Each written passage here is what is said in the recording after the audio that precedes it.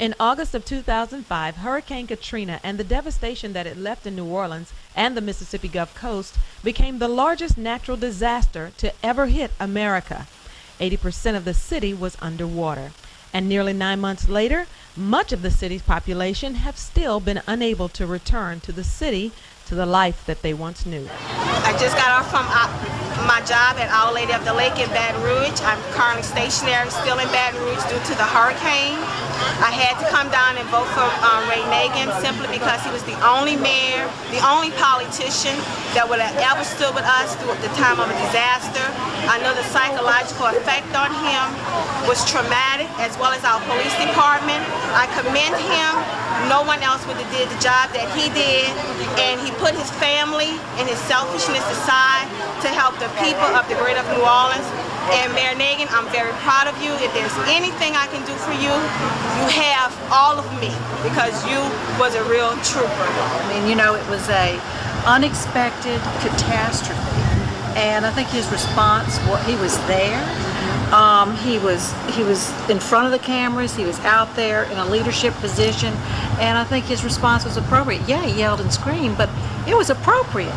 But many have returned today to exercise their right to vote in the mayoral election.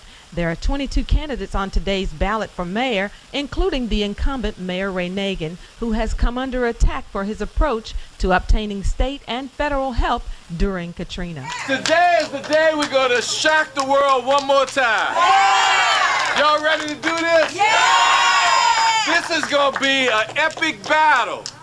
This is going to be a time when y'all got to be on your toes. All right. They're already out there tearing down our signs. They're already out there mobilizing. But they don't know we got a special group of people.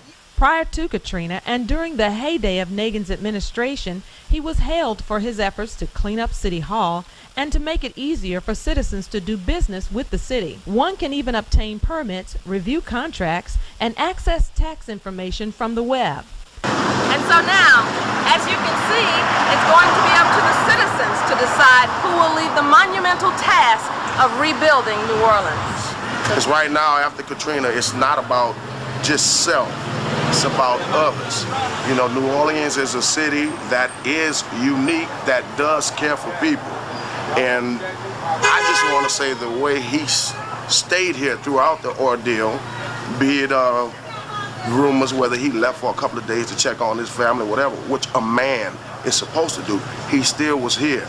I don't see where anyone else called out the state government, the federal government, like he did. And for that, he needs to be applauded, not as a mayor, but as a man who loves the city, which he just happens to be the mayor of. And so if no one receives 50% of the vote today, there will be a runoff in late May, just in time for hurricane season. We don't have long lines. We generally don't have long lines in Louisiana in most places because we have enough polling places and the ballot is short enough, is managed well enough that a voter can cast his ballot in the allotted 3 minutes.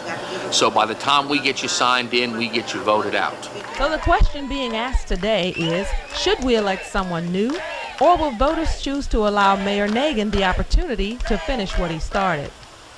I'm McGill-Walker, reporting for the Independent News Network.